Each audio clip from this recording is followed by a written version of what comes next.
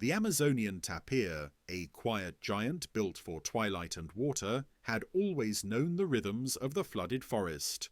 Water rose with the rains, fell with the dry season, shifted with the moon, spread and retreated through channels that breathed with the river's pulse. The forest's life depended on these cycles. Trees adapted to dry months and wet months, fish moved between channels, birds followed receding shorelines. Even tapirs, slow and heavy-footed, understood the language of shifting water, but this year the language broke. Yara, as researchers had named the tapir, moved slowly through the flooded understory, pushing her muzzle through floating leaves. Water came halfway up her flanks, warm and strangely still. She expected slight currents between trunks, the usual slow drift of tannin-stained water. Instead, the water sat motionless, thick and heavy like a trapped breath. She stepped again. Ripples spread, but they died almost instantly, failing to travel far. Water never behaved like this. Even in dry seasons, there was always flow, slight, hidden, but present. She sniffed. The water smelled old. Not rotten, not toxic, just unmoving, unchanged. The strangest thing was the level. It hadn't risen in weeks, hadn't fallen either. When rainstorms came, the water should have deepened around the tree trunks. When hot days passed, some should have evaporated, but nothing had shifted. It was as if the forest floor had forgotten how to drain, how to breathe, how to cycle. Yara pushed deeper between the trunks. Branches hung low, weighted by moisture. Birds perched quietly above her, too still for this time of morning. A white-throated toucan watched her, its feathers wet not from rain, but from humidity that clung to everything. She stepped onto a submerged root, expecting it to sink slightly under her weight. It didn't. The water around it didn't rise. Even displaced water wasn't behaving right. She snorted, confused, sending a small spray across her snout. The droplets hung strangely in the air before falling. The heat was thick. Insects floated lazily above the water, but not in their usual chaotic swarms. Everything was slowed, as if trapped in a stillness deeper than silence. Yara continued until she reached a familiar clearing, an opening in the canopy where, normally, sunlight struck moving water and revealed channels connecting to the river. But today, no channels shimmered. The water's surface looked like a dull mirror reflecting the canopy without distortion. She waded forward. Nothing changed. Her legs stirred the water, but the level stayed fixed. Not a centimetre of rise, not a lowering. Just stagnant, heavy equilibrium. Behind her came a sudden mechanical hum. Yara froze. Humans. A pair of boats moved between the trees, slow and careful. Researchers wearing field gear guided them with long poles, avoiding submerged routes. On one of the boats, equipment blinked. Water level monitors, sonar depth sensors, dissolved oxygen probes. A woman lifted a device from the water, shaking her head. Levels unchanged for 20 days straight. No rise, no fall. A man checked readings on a laptop.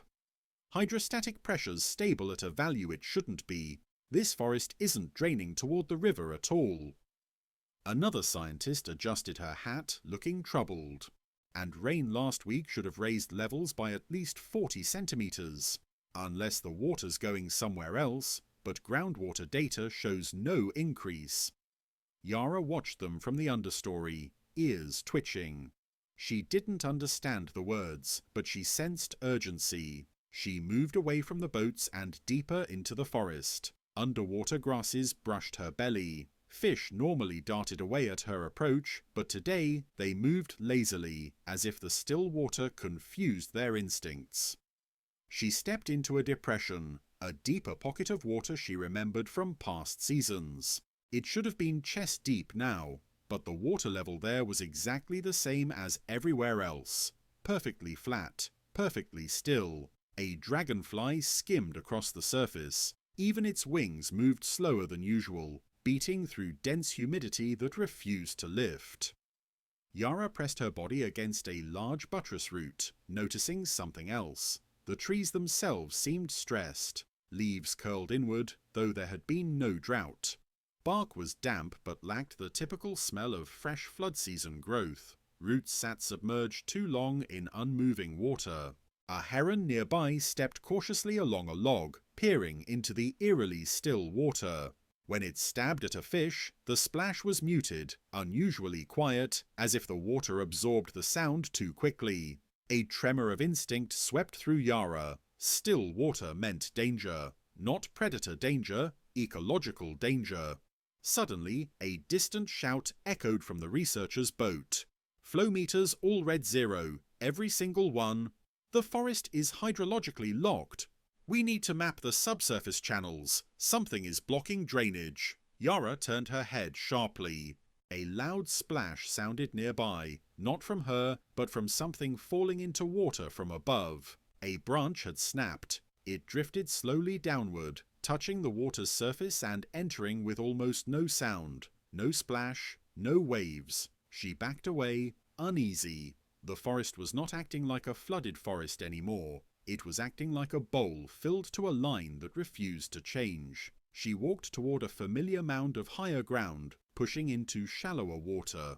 Normally the mound would rise above the waterline in this season, but today its soil was just submerged, by exactly the same amount it had been for weeks.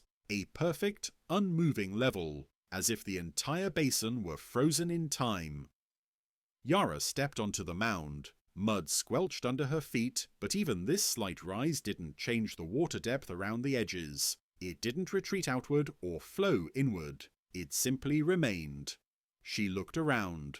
The sun broke through a gap in the canopy, illuminating the flooded forest. The light struck the water and did not shimmer, because nothing below the surface moved.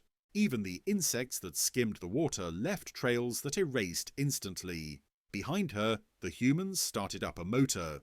The lead researcher shouted over the hum, "We're running a bathymetry sweep. Something is blocking all inflow and outflow.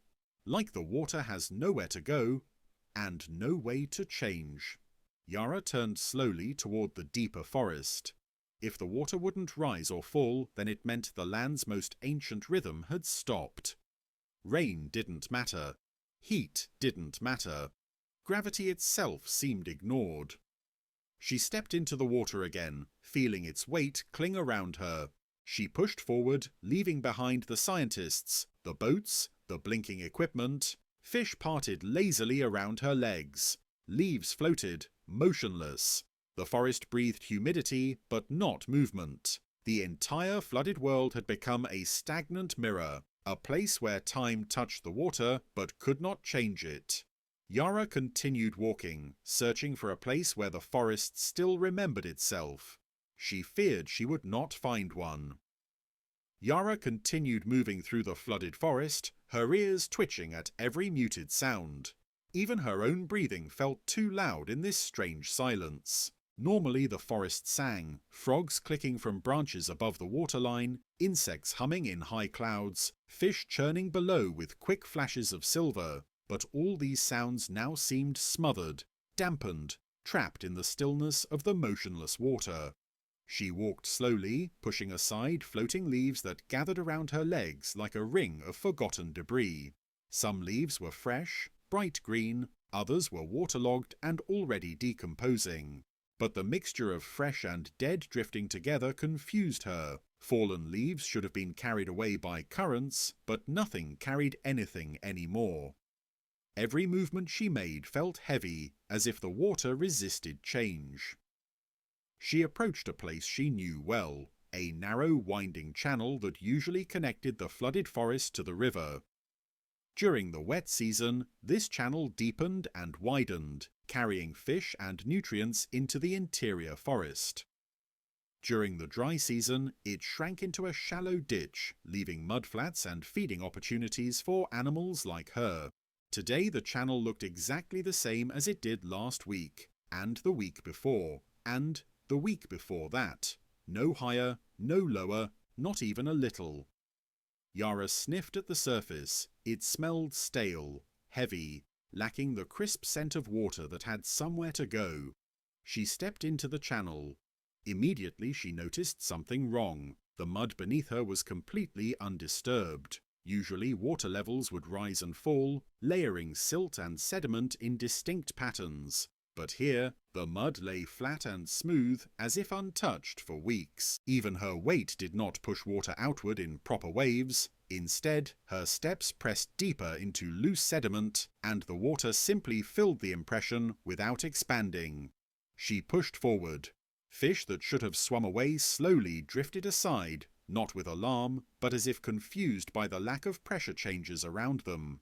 A school of small black tetra scattered around her, but their movements stirred only thin ripples that died immediately. Ripples should have echoed, stretching along the flat water surface, but here they broke apart and disappeared like shadows in sunlight. The water refused to transmit motion. Ahead, she heard the faint hum of human equipment again. She followed the sound, weaving between giant buttress roots that formed natural walls around her. A wooden platform stood above the water, one the researchers had built for long-term monitoring. Several scientists were there now, leaning over instruments, voices tense. A tall man adjusted a depth gauge mounted on a pole sunk deep into the water. He shook his head. 24 days, same reading, exactly the same. Another scanned a holographic depth map on a tablet. The bottom sediment isn't shifting either. None of the suspended particles are settling or rising. This is a full hydrodynamic stall. A third tapped a sonar transducer. No vertical mixing, no stratification changes, no freshwater inflow or outflow. This entire basin is locked. Yara stood quietly beneath the platform, listening to the vibrations of their voices through the water. The tone, more than the words, carried unease. Humans rarely showed fear openly, but this silence, this stillness, made even them uncomfortable. She continued past the platform, moving toward deeper forest where the water should have been darker and cooler. But even here, the temperature remained strangely uniform from top to bottom. The surface was warm. The deeper levels were warm. The water hugging her belly was warm. Warm water that didn't circulate meant danger. Ahead, she spotted a caiman resting on a half-submerged log.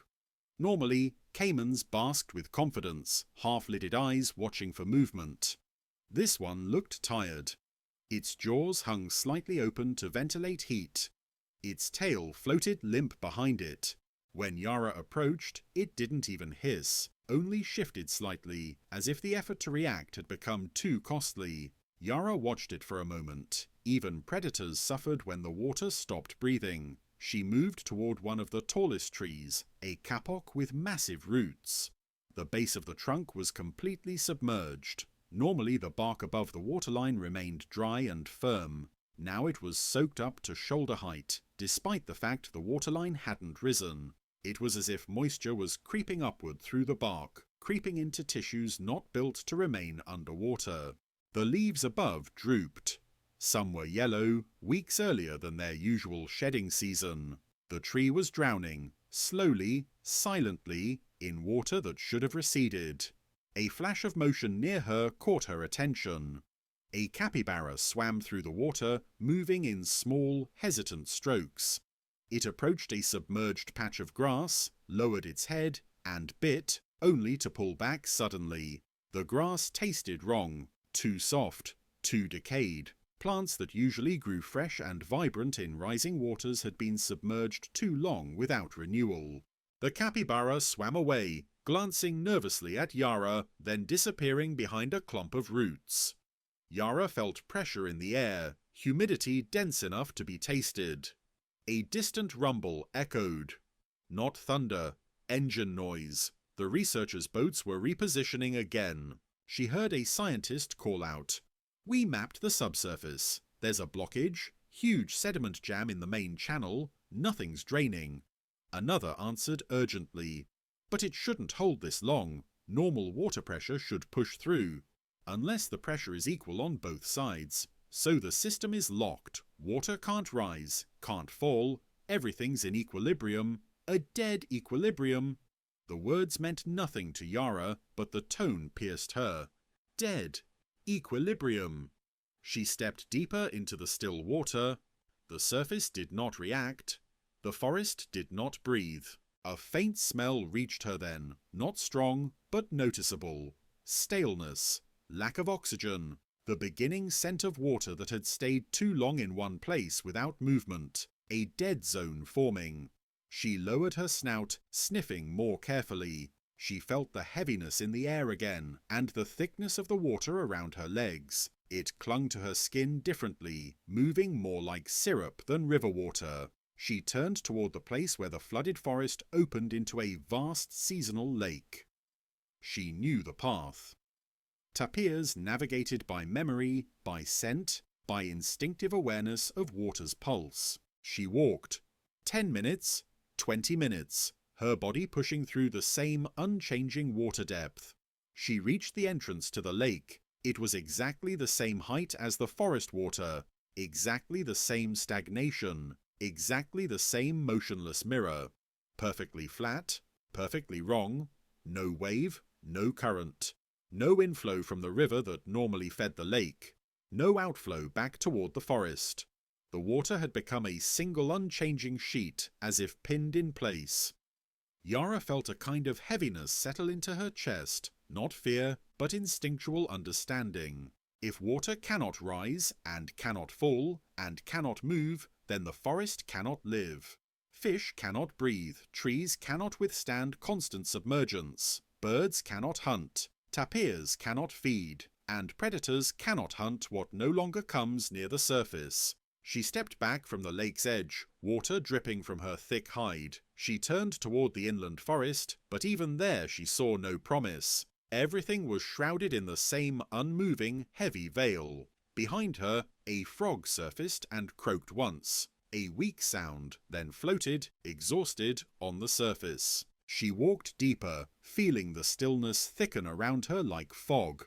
The water would not rise, the water would not fall. And until the blockage beneath the forest gave way, until the equilibrium broke, until the river reclaimed its pulse, the flooded world would remain frozen, lifelessly calm, a mirror locked in time.